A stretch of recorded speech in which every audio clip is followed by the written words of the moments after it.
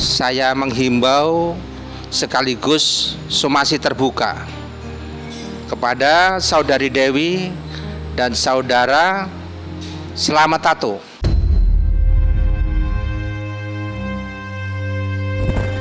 Bilangnya kalau nggak jualan, siapa yang mengasih nafkahin?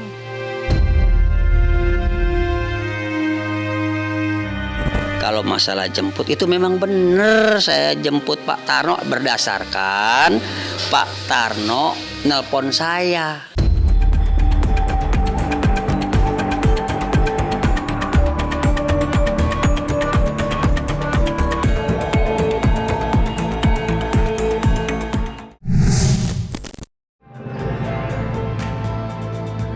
Terjawab sudah misteri menghilangnya Pak Tarno yang penuh teka-teki. Ya, berkat dari kekhawatiran keluarga besar yang berdebar menanti kabar, tim Cumi-Cumi pun bertolak menuju kediaman Dewi untuk mencari jawaban. Sesampainya di sana, tim Cumi-Cumi lantas disambut oleh Slamet, supir sekaligus manajer Pak Tarno, yang kerap kali disebut-sebut dalam ungkapan kekhawatiran keluarga. Dalam kesempatan itu, Slamet pun memberikan klarifikasi tentang apa yang terjadi di belakang layar, di mana ia mengaku jika dirinya tidak membawa Pak Tarno kabur melarikan diri, melainkan sang pesulaplah yang memang ingin pergi meninggalkan rumah. Lantas seperti apakah penjelasan lengkap Slamet terkait aksinya itu? Serta benarkah pula anak-anak Pak Tarno yang masih tidak terima siap menjebloskan Slamet dan Dewi ke penjara?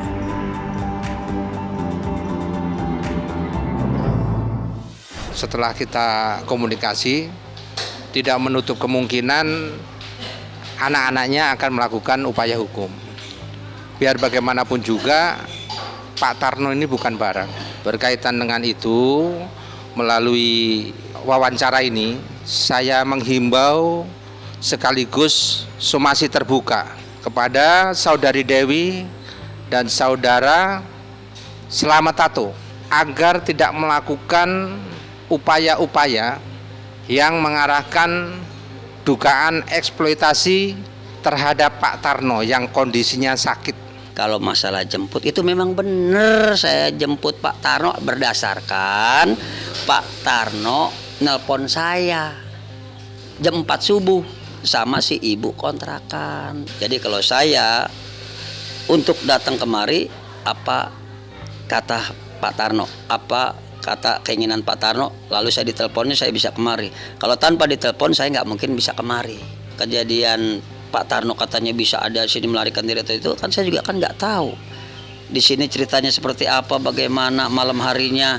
Katanya mau dari sini sudah pamitan sama Dewi, sampai bawa baju mau dirawat sama putra putrinya gitu kan. Manalah kasarnya, saya kan nggak tahu di sini. Nah tiba-tiba subuh-subuh saya ditelepon sama ibu, istrinya Mas Tarno yang di Gang 10. Suami saya bangun, minta mandi. Suami saya bangun, minta mandi.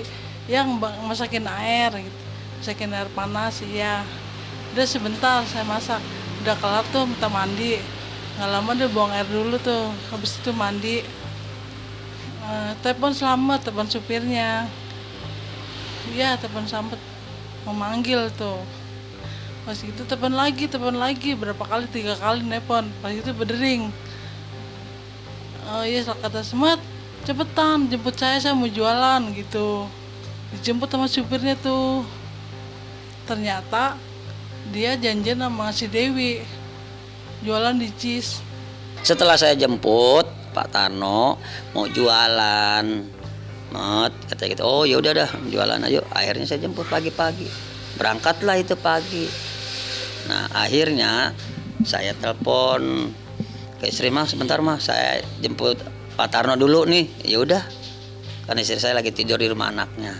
Nah akhirnya banyak cerita kok simpang siur ceritanya, katanya Pak Tarno dijemput paksa lah, kabur lah, inilah itulah. Dari mana dia kabur, dari mana dia dijemput paksa? Orang saya ditelepon sama istrinya, sama Pak Tarno sendiri. Ini orangnya masih ada, Pak Tarnonya. Saya ditelepon, beliau mau jualan pagi-pagi gitu. Dan Dewi pun juga nggak tahu. Kata saya, itu selamat jangan ajak si Dewi. Ternyata dia bikin status si Dewi diajak jualan juga. Bilangnya kalau nggak jualan, siapa yang mengasih nafkahin? Kata si ibu, Mot, tolong jangan dibawa ke Dewi dulu, karena ini pesan dari pengacaranya. Gitulah, Bu, saya bilang kalau memang Pak Tarno mau jualan dan Pak Tarno mau kemana, mau ke sono, mau ke sini, mau ke situ, nggak bisa dilarang, Bu. Kalau dilarang, dia akan pergi sendiri ke rumah orang tersebut. Saya bilang gitu. Kalau dia memang mau ke rumah Dewi, saya larang nggak boleh ke rumah Dewi, saya jualan sendiri, dia akan marah sama saya. Dia akan pergi sendiri ke rumah Dewi.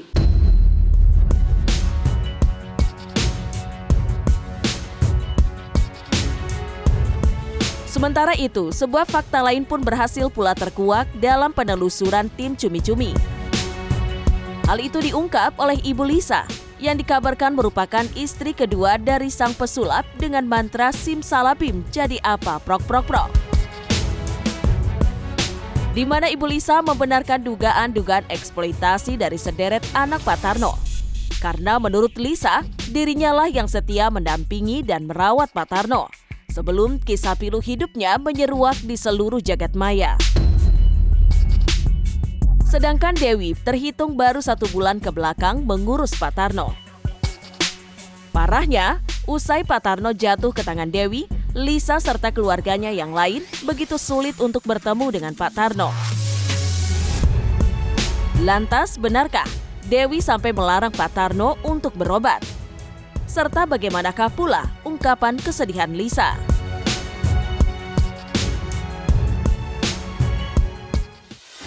Si Dewi tuh ngurus baru bulan ini doang dia ngurus. Sebelumnya saya yang ngurus. Dari sakit Pak Tarno dari 2022 saya yang ngurus. Soalnya Pak Tarnonya nggak mau dirawat. Iya. Dia karena dia takut sama Dewi.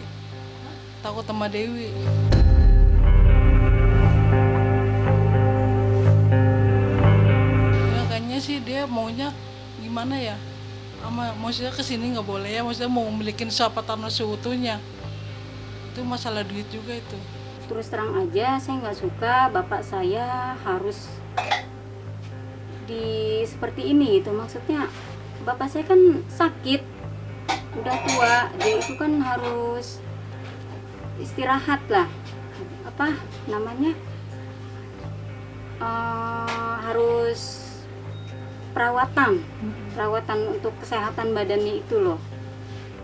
Tapi bapak saya ini harus dagang, dibawa kemana-mana. Itu saya sebagai anak terus terang aja saya nggak suka. Kalau emang dia istri sayang sama suami, sayang sama bapak saya mau tuh tolong bapak saya tuh dirawat dengan benar-benar.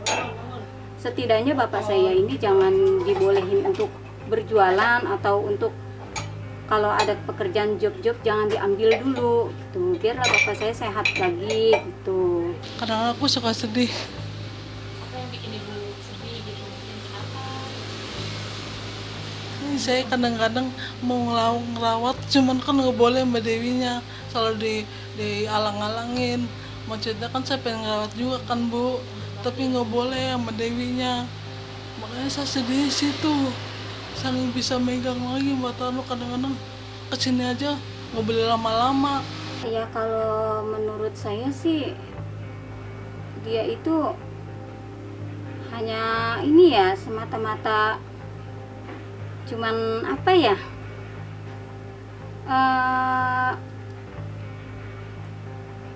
ya itu kayaknya kayak cuman paksaan gitu. Kalau saya lihat maksudnya kan kemarin aja ibu itu nggak dekat segitunya ya dengan bapak saya. Kok tiba-tiba kemarin saya lihat pagi di media itu di video, kok kayaknya kayak senang banget gitu, senang terus kayak sengaja ya. Kalau di depan kamera itu bisa jadi dia tuh pura-pura.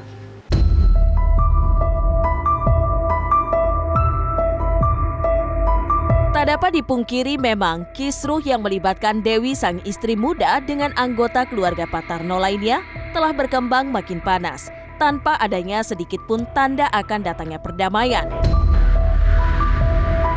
Terlebih lagi, selain melontarkan dugaan eksploitasi serta upaya menguasai Pak Tarno seutuhnya, anak-anak Pak Tarno juga menaruh curiga bahwa Dewi dan Slamet sudah menguasai uang donasi yang diterima sang ayah. Seolah jengah dengan tudingan itu, Dewi dan Slamet lantas melakukan klarifikasi dan membantah semua itu. Slamet bahkan berani menunjukkan bukti jika uang itu masih utuh disimpan sang pesulap dalam 3 buah tas koper. Lantas seperti apakah klarifikasi Slamet terkait tudingan yang menyebut dirinya menguasai uang donasi Pak Tarno? Serta benarkah pula Pak Tarno tak pernah sekalipun bercerita tentang donasi selain kepada Dewi dan Slamet?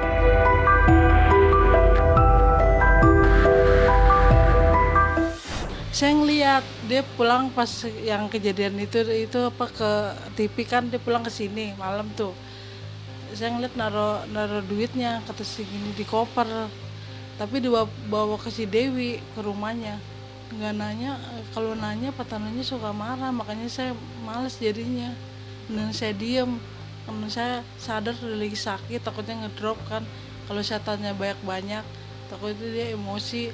Jadi saya mending ngalah aja lah, biarin aja. Duit itu mah gampang dicari. Oke, saya beranikan diri untuk membawa 1 tas. Dia taruh di dalam tas, ya. Saya akan marah atau tidak marah, takutnya Mas Tarno marah sama saya, tapi ya saya beranikan diri saya untuk membuktikan uang itu masih ada, tidak dipakai dengan saya pun. Dan uang apapun kemarin juga masih dipakai buat keperluan berobatnya Pak Tarno, ya. Sampai beli obat 700.000. Segala macam, periksa dokternya di Haji Uun 300.000, buat pijitnya 100.000, udah belum bensin, belum etol, belum segala macam, itu sudah terbuang berapa juta lah pokoknya lah.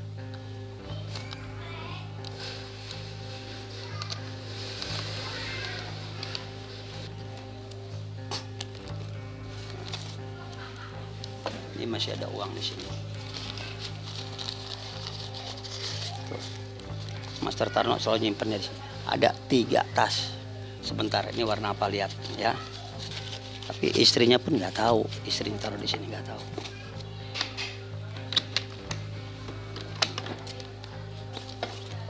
Kita cari tahu nih duitnya. Ya, masih ada.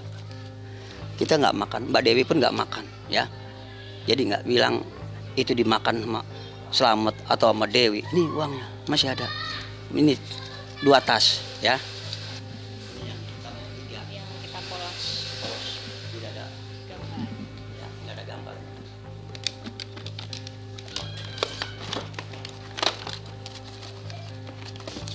Tuh. Ini duit-duitnya. Tuh. Ada semuanya. Jadi nggak dimakan. Ya, itu asal Anda tahu semuanya. Amanah orang, saya takut. Kalau saya jahat, ngeri dibawa mati. Jadi kita tanamkan niat dan kebaikan kita, jangan kejahatan dan keburukan kita tanamkan. Buang. Dia duit ada dari donasi-donasi yang dikasihkan orang-orang yang membantuin dia, itu dia simpan, dia celengin, dia bilangnya dia nggak tahu dia celengin di mana, tapi dia nggak kasihin ke saya, nggak kasihin ke istri yang itu, enggak, dia disimpan sendiri. Saya pun tidak tahu dia simpan di mana, pokoknya disimpan. Kalau soal ATM ya, ATM sih memang disimpan sama supirnya, karena dulu kan dia manajer ya. Tapi ya saya percaya aja, karena setiap kali misalnya dia ada dapat job kan ya, orang transfer ke itu dia ke ATM yang itu, tapi langsung ditarik, langsung diminta suruh narik itu duitnya, terus dia dibagiin untuk yang asisten 200, untuk supir 300, yaitu Slamet itu kan dia manajer juga, jadi dia kasihnya lebih 300. Untuk bensin tadi habis berapa, untuk tolnya berapa, terus dikasihin istrinya yang 200, kayak gitu dibagi-bagiin. Jadi duit itu misalnya dapat 2 juta, ya sisanya segitu dibagi-bagiin.